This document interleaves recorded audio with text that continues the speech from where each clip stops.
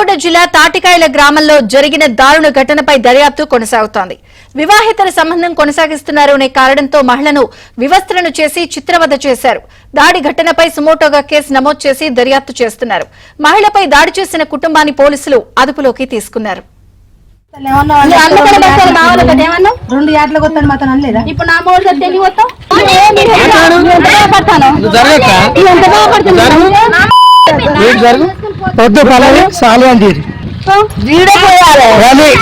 నాగరాజు భార్య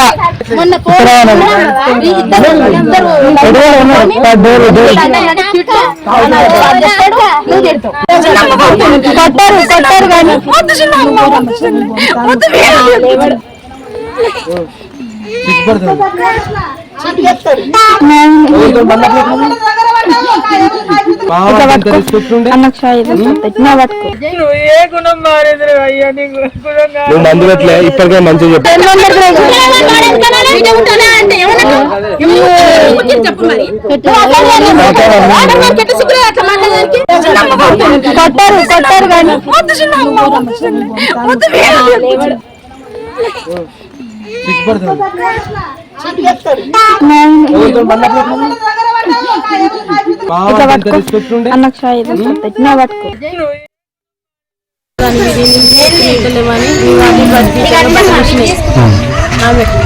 మేమే జీడి పెట్టినా కూడా ఆమెకి ఏమంటలే. మేము పెట్టినా కూడా పెట్టుదామన్న మాట వాస్తవమే కానీ మేము పెడితే అంటలే. ఆమె గుండు చేసిన ఈయన చేసిన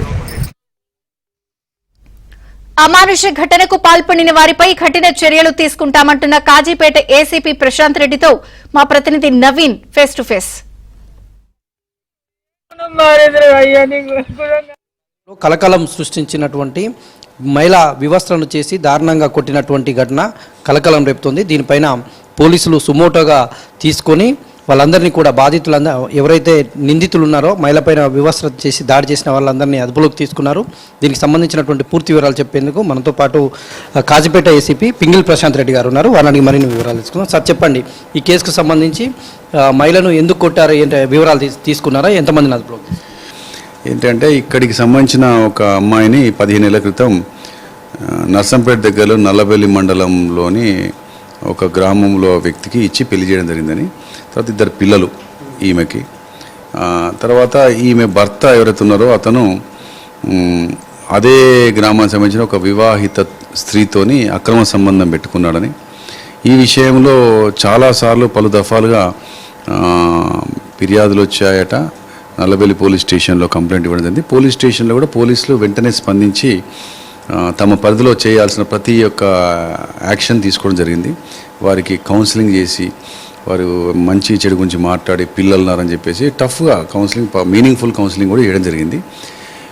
తర్వాత విన్నాము ఇక మంచిగానే ఉంటామని చెప్పేసి అనడమాట. మళ్ళీ అదే రిపీట్ చేస్తుంటే మళ్ళీ ఉమెన్ పోలీస్ స్టేషన్లో కూడా, ఉమెన్ కదా ఈ అమ్మాయి అని, ఉమెన్ పోలీస్ స్టేషన్లో కూడా ఆమెకి అతనికి కూడా మళ్ళీ కౌన్సిలింగ్ చేయడం జరిగింది. ఎందుకంటే బుద్ధులు చెప్తారు, ఎందుకంటే 2 పిల్లలు ఉన్నారని చెప్పేసి.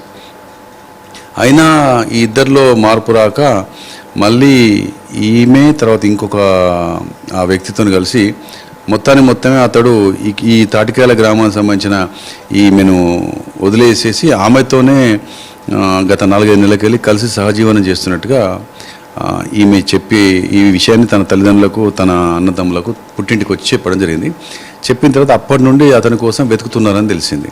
సో వెతుకుతూ చివరికి మొన్న 22nd నాడు, సండే నాడు అదే నల్లబెల్లి మండలంలోని ఒక గ్రామంలో 2 కలిసి వేరే చోట ఒక ఇల్లు కిరాయి తీసుకొని ఉంటున్నట్టుగా, ఏదో వ్యవసాయ పనులు చేసుకుంటున్నట్టుగా తెలిసితే అక్కడికి వెళ్ళి వాళ్ళు అతన్ని ఆమెనిద్దరిని పట్టుకొని డైరెక్ట్గా ఈ వాళ్ళ ఇండ్లలోకి, తాటికాయల గ్రామ శివార్లోని వాళ్ళ ఇళ్ళకి తీసుకొచ్చేసి మాట్లాడుతూ వాళ్ళు ఆమెను కొట్టడం, అతన్ని కొట్టడం ఇవన్నీ చేసేసి ఇంకొకసారి మళ్ళీ ఈ రకంగా పొరపాటు చేయము, పద్ధతిగా ఉంటామని చెప్పేసి వాళ్ళిద్దరితో అనిపించుకొని అదంతా అప్పుడు వీడియో తీశారు.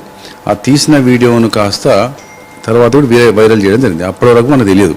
ఈ విషయం వైరల్ అయిన తర్వాత మేము వెంటనే స్పందించి తీరగా అనుకున్న తర్వాత ఇది హేయకరమైన చర్య. ఎంతైనా తప్పు చేస్తే దానికి మార్గాలు ఉంటాయి పరిష్కారానికి. కానీ తప్పు చేశారని చెప్పేసి మళ్ళొక తప్పు చేయడం అనేది ఎవరిని ఉపేక్షించేది లేదు, ఎవరికి క్షమించే పరిస్థితి కాదు. చట్టం ప్రకారంగా వీళ్ళు చేసింది చాలా చెడు పని. It's an offence, it's a grave offence. కాబట్టి ఆ విషయంలో మేము వెంటనే ఇప్పుడు బాధితులు అయితే ఆ అమ్మాయి ఆ లేడీ కానీ లేకపోతే అతను కానీ వారు కనుక వాళ్ళు వస్తే వాళ్ళను పిలిపించేసి వారితో ఫిర్యాదు తీసుకుందామని చెప్పేసి మేము వీఆర్ వెయిటింగ్. కానీ ఇంతవరకు ఇంకా రాలేదు, ఇప్పటివరకు ఎవరు రాలేదు, బాధితులు ఎవరు రాలేదు, ఆ దెబ్బలు తిన్న వాళ్ళు ఎవరు రాలేదు. తర్వాత ఆ విషయంలో ఇక్కడున్న ఈ అమ్మాయికి సంబంధించిన ఎవరైతే ఈ సంఘటనకు బాధ్యులను అనుకుంటున్నామో అనుమానిస్తున్నామో వాళ్ళందరినీ మేము అదుపులో తీసుకొని విచారిస్తున్నాము. ఇద్దరు మళ్ళీ ఆ సామాన్లు సర్దుకొని ఎటో వెళ్ళిపోయినట్టు తెలిసింది. సో ఇప్పటివరకు ఇంకా బాధితురాలి కానీ అతని కానీ ఆచూకీ ఇంకా లభించలేదు. పోలీస్ పార్టీస్ అవి సెర్చ్ చేస్తున్నాయి, ఇంకా ఇంతవరకు ట్రేస్ అవుట్ కాలేదు. ఇక్కడ కూడా ఎవరు రాకపోతే మేము సోమోటో తీసుకుంటాం.